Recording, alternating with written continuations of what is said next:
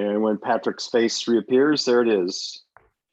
So welcome everybody to the May 26th board meeting. Let me do a quick display of the agenda here. So we're all, I don't seem to have the ability to display. Oh, there it is. Duh.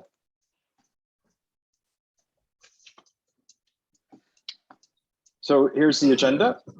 And as a reminder, we've got the annual meeting right on the back end of the timing here. So let's keep. I'll try to keep us on a time track. So I'm going to stop sharing because there's really nothing to see until we get the boards and commissions update. So can I get a motion for to accept the consent agenda, which is the treasurer's report and the board meeting? Oh, and, so move. Second. Any opposed? None opposed. All right. Well, Patrick's disappeared from the earth again, but there he has returned.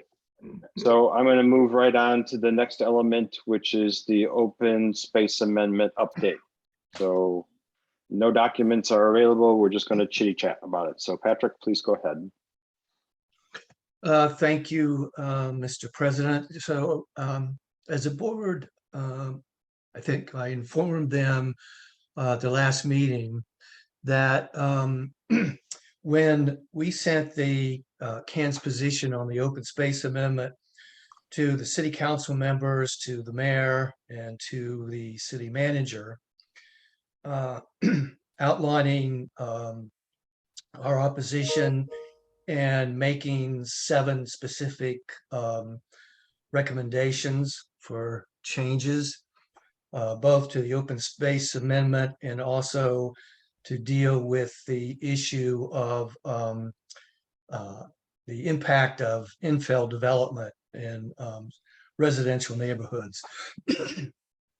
We got, for the city, a swift response from the city manager's office saying that she and the mayor would like to have a preliminary meeting with Rick and myself as chair of the government relations, just to sort of strategize on whether anything is possible in terms of changes in open space. So we had that meeting. Todd Oakland-Cheney, Director of Planning and Urban Design, and Vidila Sapthika, who was the sort of engineer for the open space amendment, were in that meeting.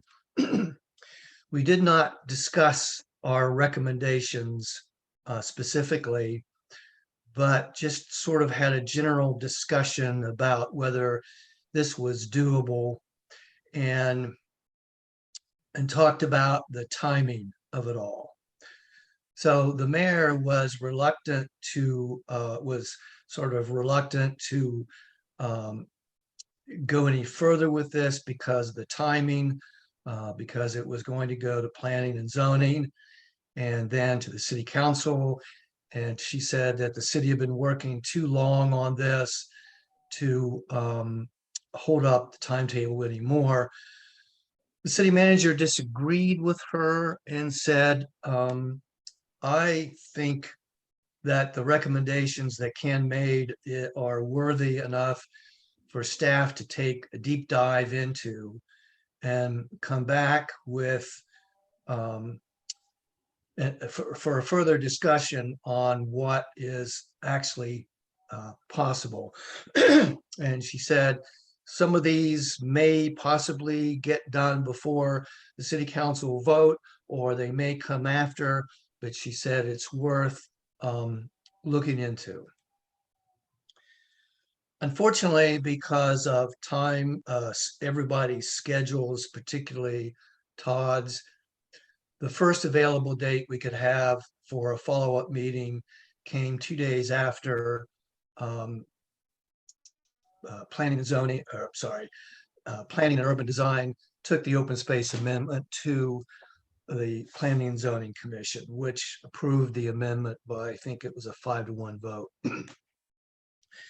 So we had the meeting, and it was clear in the beginning that Todd and Vidila were focused on our point about making UDO changes affecting infill development that could mitigate the impact of such development on surrounding residences.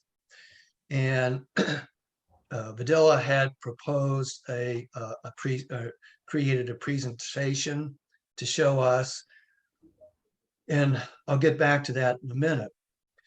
But Rick pointed out to them that we have 5 other recommendations that go directly to the open space amendment, and we'd like to go through them. So Todd sort of looked at Vidila, Vidila looked at Todd, and Vidila said, okay, well, we can go through them. And we did, but it was clear that they had taken no deep dive on these recommendations. So we went through them, and while and on most of them, Vidila said, well, okay, we could discuss these points. They're sort of on the borderline of being plausible. But, if you want, we could talk about it. However, if we discuss this, we'd have to take them back to other people, which would mean the development community. And then we would have to take any changes back to planning and zoning before it would go to city council. And at this point in time, they seemed reluctant to upset that timetable. So at the end of the meeting, Rick told them that we were very disappointed that in the outcome of the meeting, because we had taken the city manager's word that staff would do a deep dive on each of our recommendations, and it was clear that that was not the case. And we expressed the fact that it seems apparent that there's a real reluctance to have any meaningful discussion on the open space amendment itself because of the timetable. We did say that we would be willing to discuss, work with city staff and others on proposed UDO changes, but we were just really disappointed on their response to the open space. On the UDO amendments, they said that they'd be willing to look at limiting the width and length of multifamily infill developments in residential areas. They also had put in a supplemental budget request to the city manager for money to study what's called missing middle housing, which is another name for multifamily dwelling infill development. And if they get that budget, supplemental budget approved, then they would do a study about looking at form code design changes for that kind of development, and indicated that they would be open to CAN having a seat at the table for those discussions. After the meeting, Rick sent a letter to the city manager, Deborah Campbell, and I'll let Rick tell you what he told the city manager.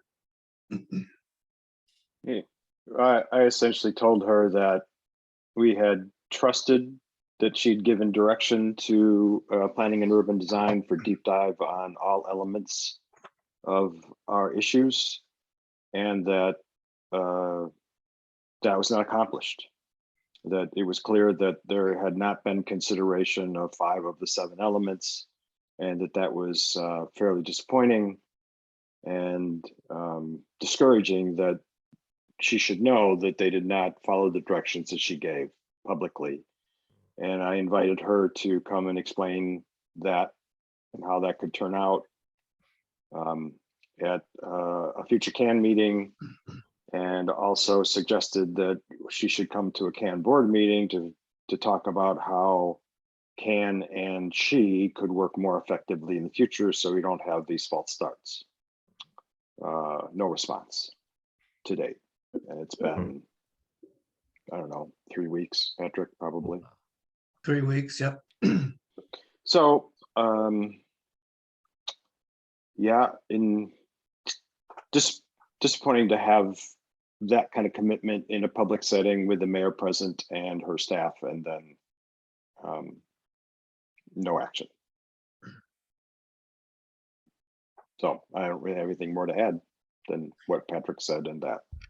Yeah, we just the only response we got from after the second meeting was an email from Vidila saying that he was sorry that we were disappointed with the outcome of the meeting, but gave no further commitments. So I guess it's up to the board what it now wants to do, whether it wants to resubmit our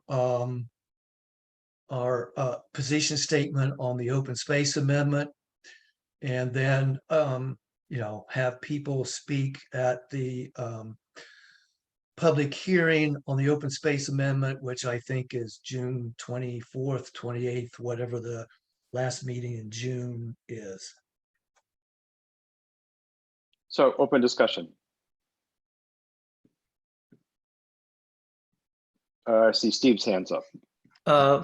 Patrick, you indicated some sort of time deadline that they're trying to adhere to, and therefore using that as an excuse not to do anything. What's driving the timeline, the deadline?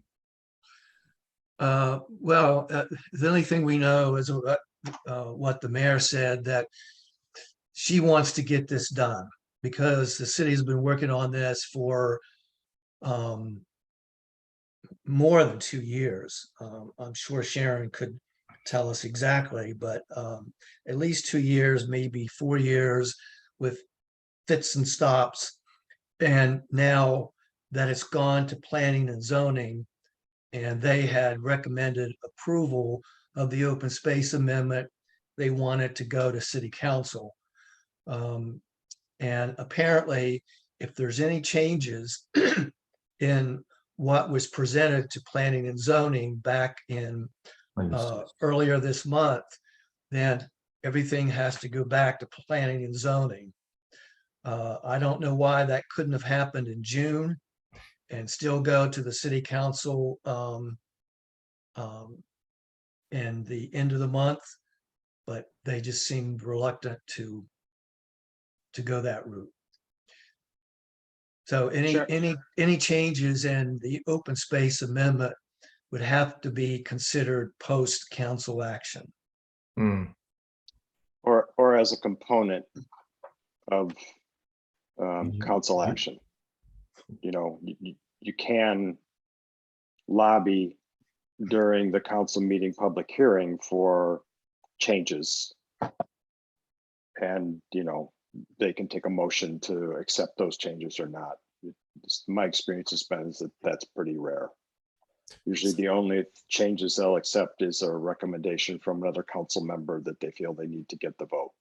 Sharon. This is a done deal. I've been fighting this along with Patrick for three and a half years. And I am, and I will be at council to disagree with it. I'm not going to disagree with it in detail because it's just not worth it. They don't want to hear the detail. They're going to want to just pass it. They think it's the panacea for infill issues.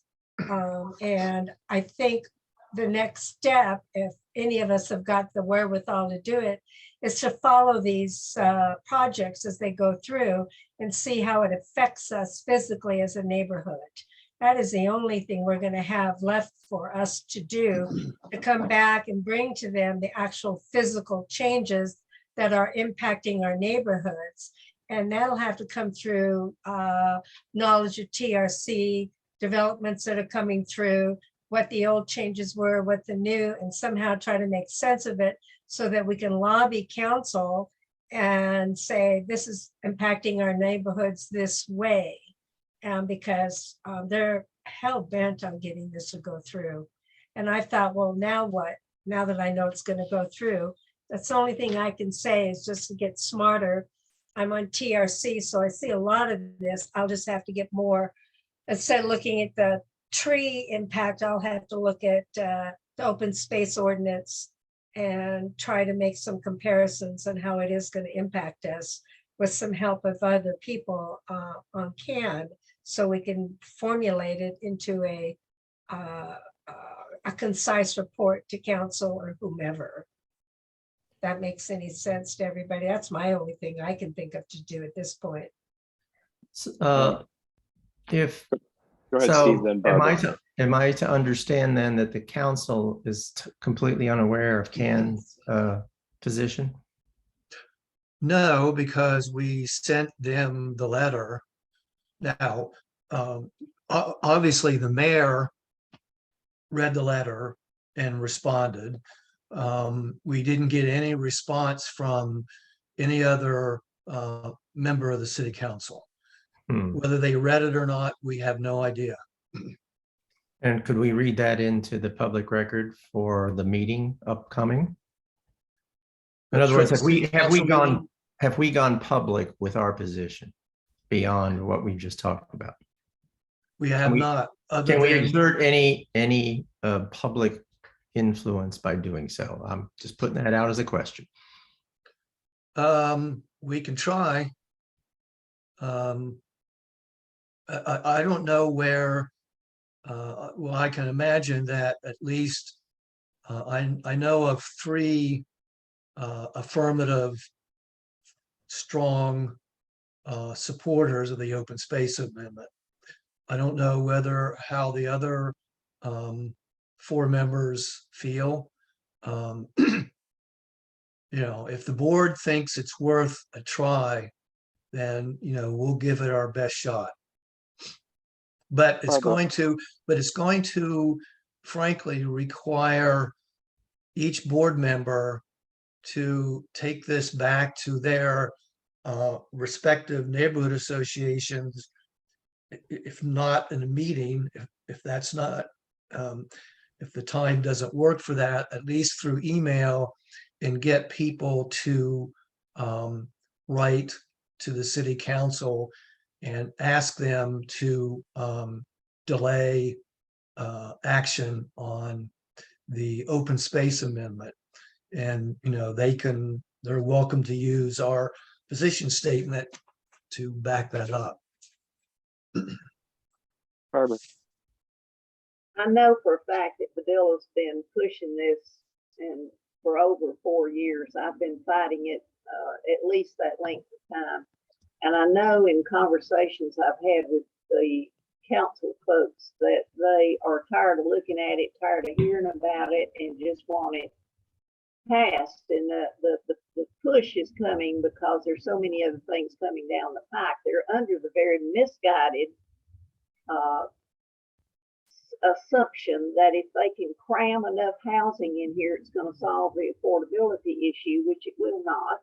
No. The 3 directors of HUD have already been on TV and in the news all over the place saying that additional housing will never solve an affordability issue.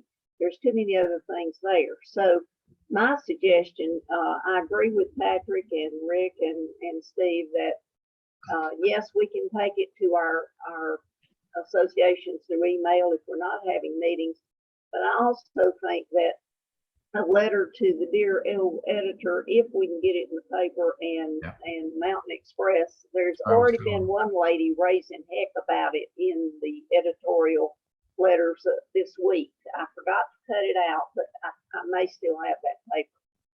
But this is a tragedy because I can't believe Deborah Campbell thought she ran the city. Obviously, she doesn't. She's under a misguided whatever.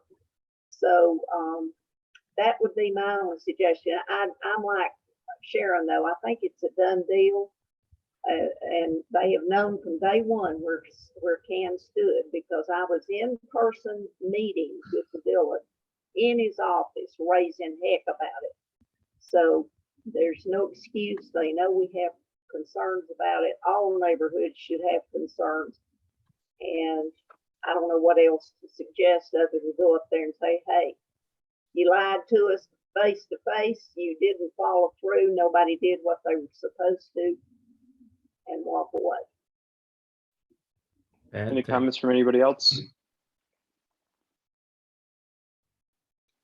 Susan.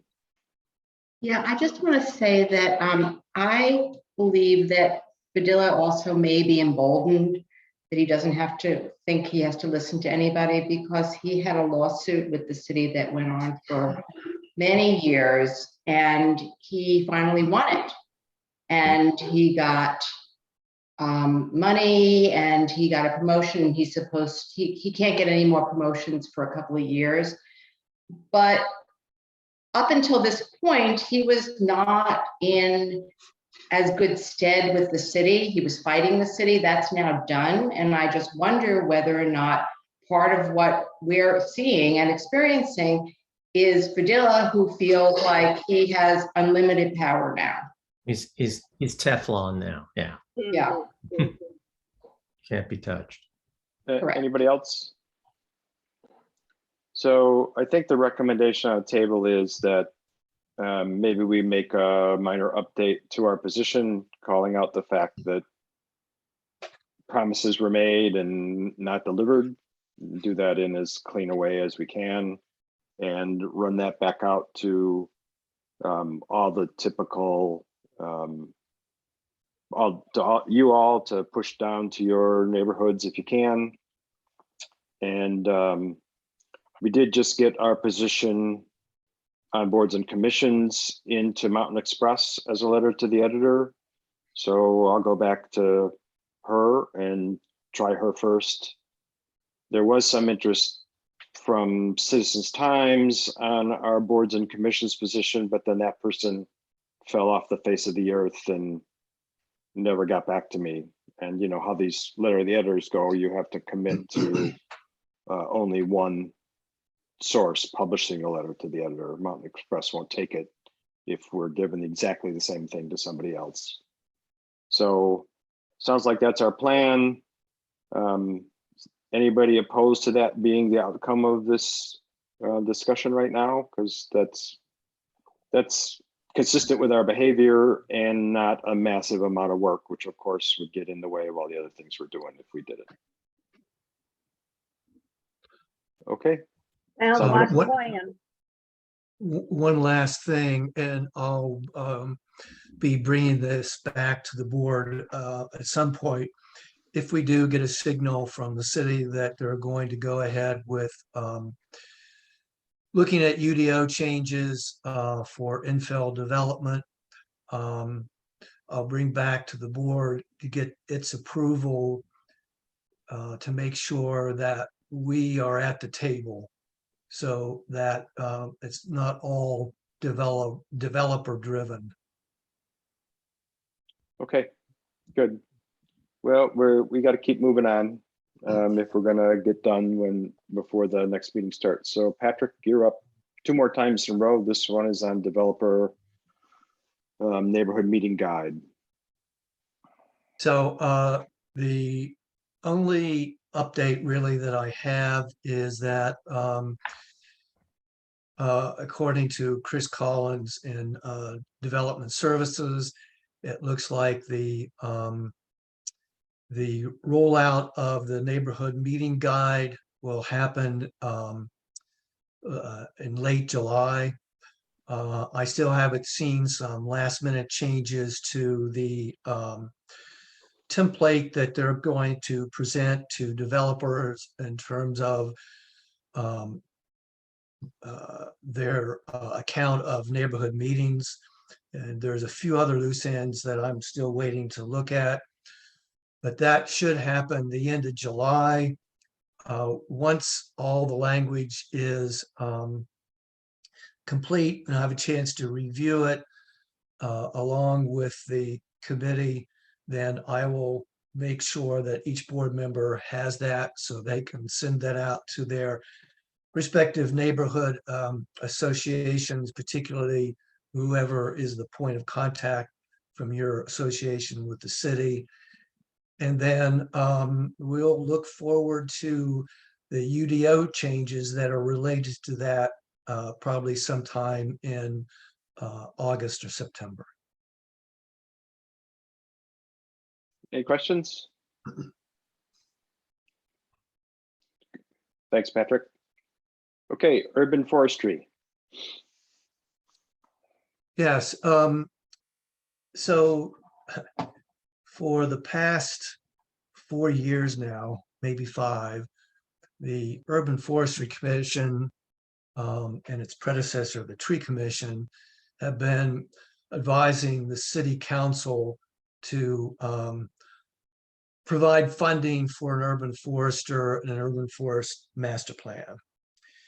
The city is, despite the fact that this council passed the true canopy preservation ordinance, the city is still losing significant amount of tree canopy.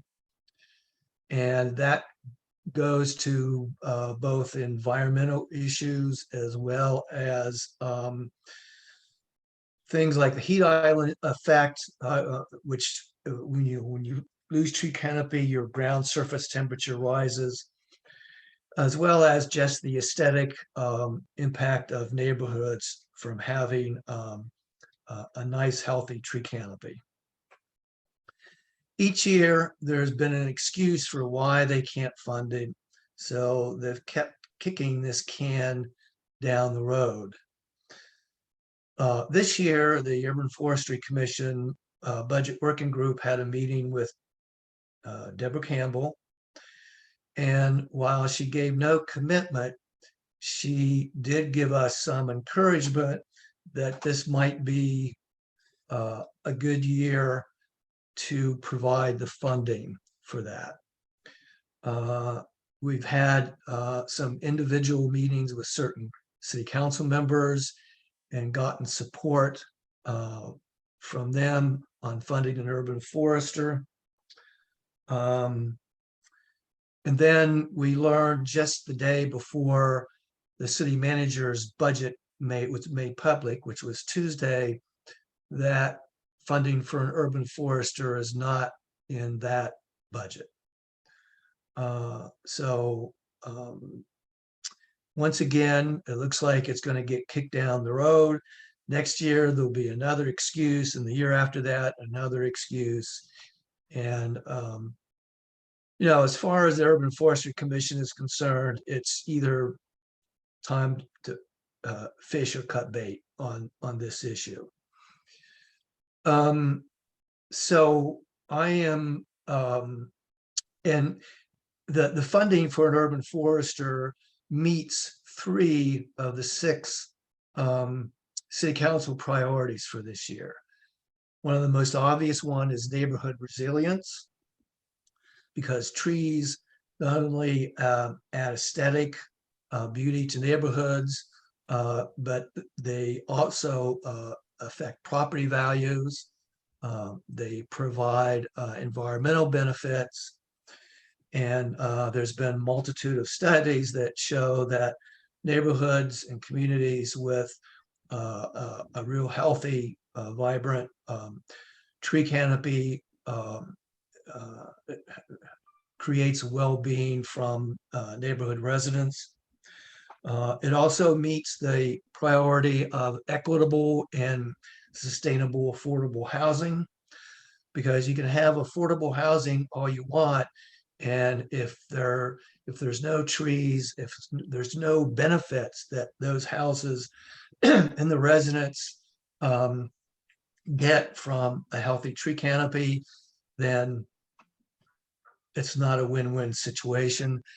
And it's not equitable because a lot of the underserved neighborhoods are the ones particularly that have lost the most, experienced the most serious loss of tree canopy.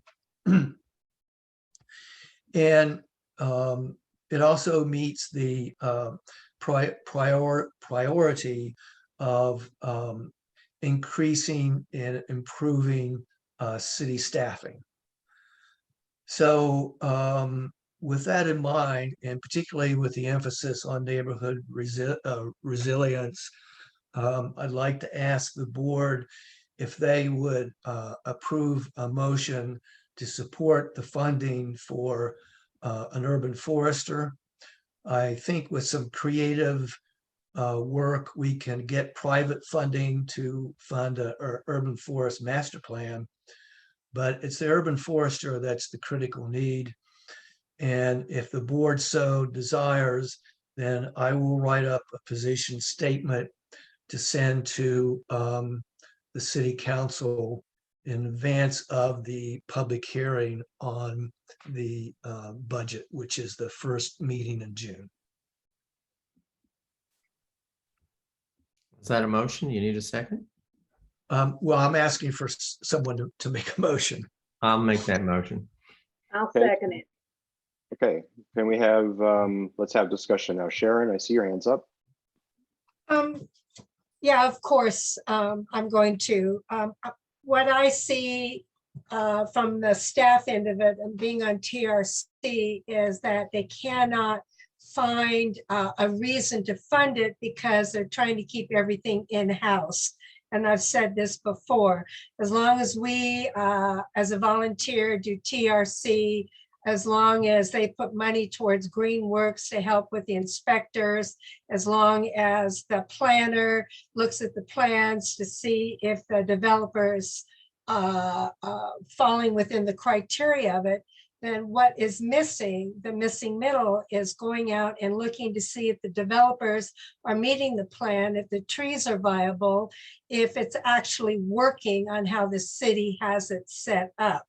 And so when we talk in generalizations, yes, we all love trees, and yes, you know, we all know about the heat island effect. I believe what we need to do is we need to show them how it's not working in the field and why they're making the excuse that they can work with what they have and be without the urban forester. Okay, anybody else got any comments? Okay, then we have a motion and a second. Do I have any board member that's opposed to us working with Patrick to take a position to try to fund an urban forester? I hear no nays, so let's consider that full go ahead. So we'll mark that down in the records. Thank you, Patrick. Well, thank you all. Thank you, Thank you, Patrick. Patrick. Okay, boards and commissions update. For those of you who haven't gone to all these meetings, I'm just going to do a quick share here.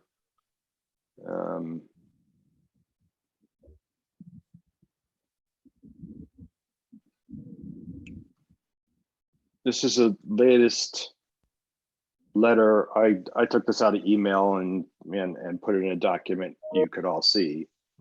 So all of us who have attended got, I think, got a letter that says, kind of, we heard you and we're going to slow down some. And, you know, top of the line, they've said they're going to survey board members, which was our strongest demand that we made on behalf of CAN, and we made it in our letter to the editor as well, that it was crazy to be trying to plan this whole thing out when they haven't done a deep dive with current and former boards and commission members to actually get a list of what's working well and what's not working. So this is part of the CAN website. You guys can read it in detail. I know that probably Sharon and Alan and a couple other people who've attended these meetings got the same story. They have not even scheduled a subsequent meeting yet. So they are slowing it down a little bit. But if you look at these top points, you know, they're going to try and looks to me like they're still going to try to do stuff in parallel, which to me means there's a risk they're going to kind of go through the motions of interviewing current and former board and commission members, and at the same time try to push ahead with you know, the advisory board function as they've redefined it and all that sort of thing. But that's just Rick's opinion. So I guess I would say is there's been enough pushback that they've taken a step slower, but I think it's going to take continued attention from all of us to make sure that we're just not sort of being pandered to, that they're really seriously going to look at a deep dive with all the board and commission members, and more importantly, not just going through that motion, then not telling everybody what they heard, but actually putting the actual data out that they hear, which I know from several board and commission members will be that one of the reasons the system isn't functional is boards and commissions make recommendations such as urban foresters and urban forestry master plans, and city council ignores it every time. So it seems to me they've been trying to avoid any of the problem falling back on council itself. And this hopefully will be an opportunity for that to all be captured in its glory. So with that said, that's the only new news I have from the last time we talked about this. So I'm going to stop the share and see if there's any comments from the board on any plans other than continuing to attend these things and see if it gets better. And Sharon's first off. Yes, I agree that we need to continue. I'm on a subcommittee group that's made up of different boards and commission members. And in fact, the meeting's going on now, and I said I couldn't do it because of the CAN meeting. What we've decided to do, and I'll share it with when we finalize it, is we're doing a moveon.org petition. And Amy Smith and I put out a letter to all chairs and vice chairs to find out what's working and what isn't working in their particular board and commission. We're sending it out to all the boards and commissions in a yes, no, with a small response to send back to us so that we can do the city's work, because the city's not doing it. And we can find out what's not working and what's working. So we've decided that we're going to jump in and do this. And there's about 8 to 10 of us that are on this committee that's not attached to the city. So if Ken is interested in what we put up, then I can submit it and you can see once we get it together if it's agreeable for CAN publication. But it's pretty much we want to do the work the city is not doing. Okay. Stephen Hedge.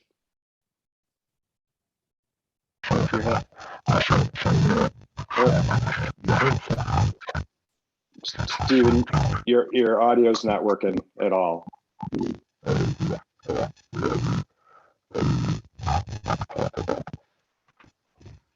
Wow.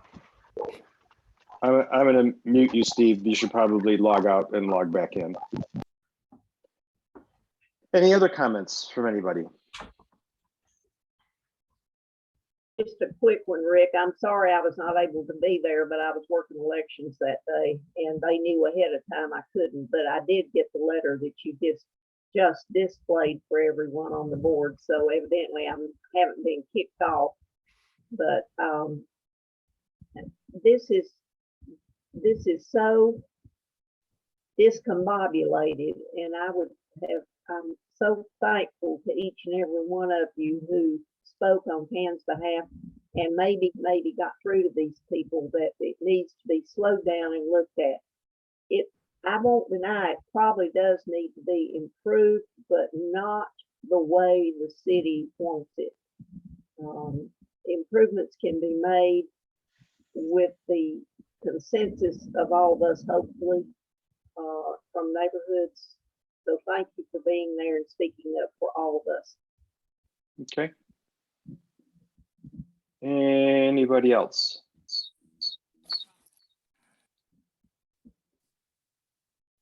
Stephen, I see Edge phone. And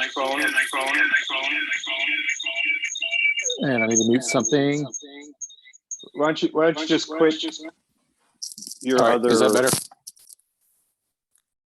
Yeah, I think the echo stopped. Okay, sorry about that. I was trying to switch over to mobile phone. Yeah, so I know two people that have been actively involved in the, I guess, the meeting the city that the larger meeting the city held, where there was, I think, obviously at least someone or multiples from CAN were there, and there was an uproar about this. And so I think Sharon, and so my question is maybe for you is, and I've participated in several or observing in several board and commission meetings, but never been a member of one. Is the onus on city council or on staff to take the recommendations of the commission or board and move forward? Maybe it's a clarifying point for me and maybe for others. Is that a question to me? Yeah. You seem suited to respond to it, I think, from your experience. I have a big mouth and I'll answer to anything. The discussion has been is that staff is overwhelmed and they're wanting changes, but it's all directed and starting from one person's council, Gwen Whistler, who started it, and then it's taken form with other council members. It started with council, but staff is much in agreement. They're overwhelmed with what their position is. They don't really know what their position is. So we're kind of unwinding. In the subcommittee group I'm involved in is staff is always going to be overwhelmed. There's always going to be staff issues. We're addressing the problems with the boards and commissions that the council is directing that's wanting the change. So that's our take on it from that subcommittee. I don't know about the major one that we're all involved in. I don't know where that's going to go. That's just been a nightmare to try to make any sense out of, personally, in my opinion. Patrick, did you have something to add? Yeah, just a little more specific to Steve's question, and I'll just use the Urban Forestry Commission as an example. We've identified through various ways problems and issues that we think needs to be addressed by the city. And we would take those to the staff that in the department that we were assigned to. Initially, it was the Department of Public Works, and now it's Department of Development Services. And for example, on the issue of tree canopy loss, we took that to the staff of DSD and said, there's a real problem here. It needs to be addressed by the city. And the root of the problem is tree loss through development. They agreed to look into it. They came back to us and said, we are looking at developing some kind of ordinance that would preserve the tree canopy. We're going to come up with some draft language. We'll show that to you, and then we'll work on it together to fashion a final ordinance recommendation to the city council. We did that, and with staff's help, we got that through the city council. We did the same thing with the zero net tree canopy loss resolution. So that's really how boards and commissions should be working. We go to the staff, If the staff agrees to work with a board of commission on it, they do something, they develop a policy or an ordinance, and they present that to the city council. So I hope that, does that answer your question, Steve?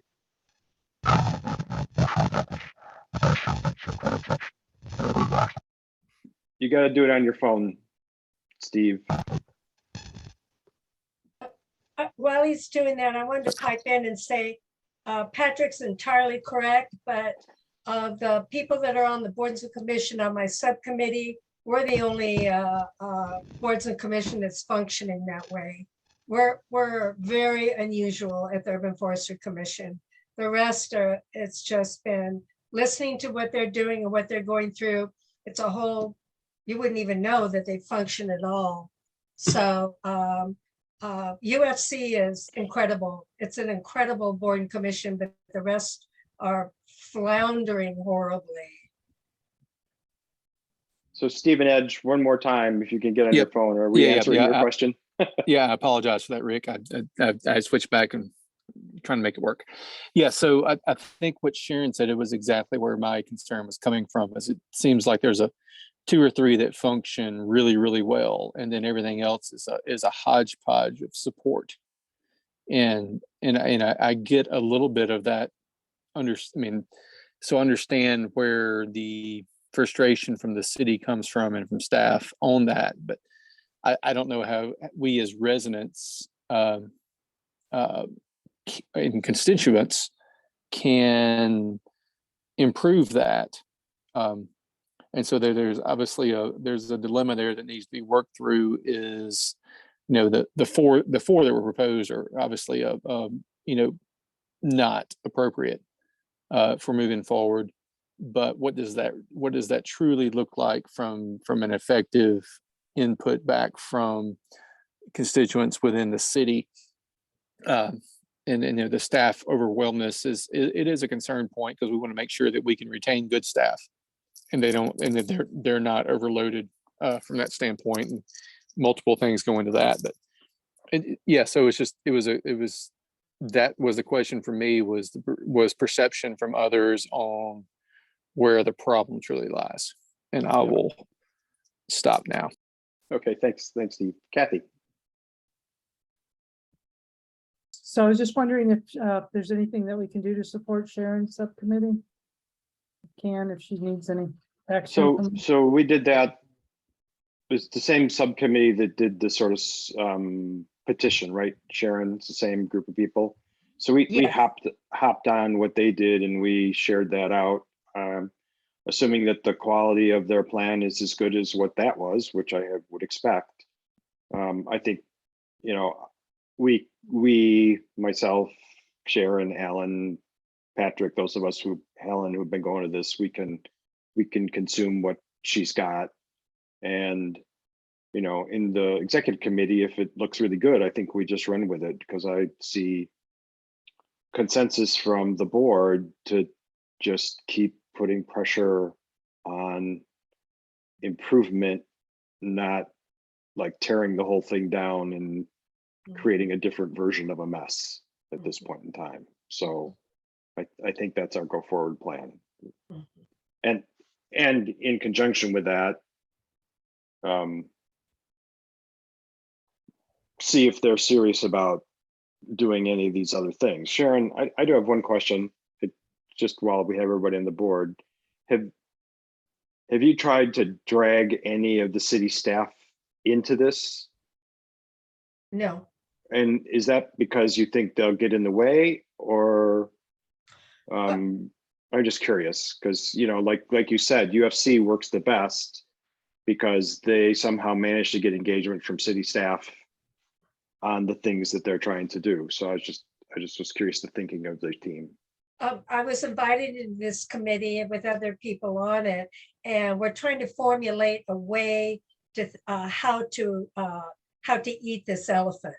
So we've been thinking and banding back different ideas and different methodology, and where the city's coming from and where we can go with that, knowing that it has no organization nor what the city's proposing is not viable with all of us that are in boards and commissions. So basically what we're doing right now is we're in a fact-finding mission before we involve city staff, because I do know from me talking with people like Dawa about the problems, is they take their direction from council and what council wants, and to get any input, all they will tell you when you talk to them is that it's not working as it is, and each staff member has a reason, like Dawa with NAC, why NAC isn't working in her world. So we on NAC right now are trying to make it work in Dawa's world and our world so that we can have a better communication of what's going on. So right now we're just trying to unwind where there's the communication problem, because we're all on the boards and commission have different issues. We're trying to collectively find out what's going on, and the city won't ask each boards and commission what's going wrong in your board and commission that we can fix. So we decided that we would ask, go from that information and then take it from there. Okay. So it's just a huge nut, but that's the short version of it. Okay. Any other comments from anybody on this? Stay tuned. This looks like this is going to be a standing board meeting and possible future general membership meeting topic until something sane and actually improved that keeps citizens' voices engaged in city policy. Okay, so that completes everything except new business. Do I have new business from anybody? Board members or otherwise? I hear no. So guess what? You get 8 whole minutes to do Wonderful. the things you Thank you. need to do before the before we're joined by Brad Branham, who's at the top of the agenda at 6 o'clock. So I, for one, am going to mute my audio and my video and take advantage of this short period of time. So please all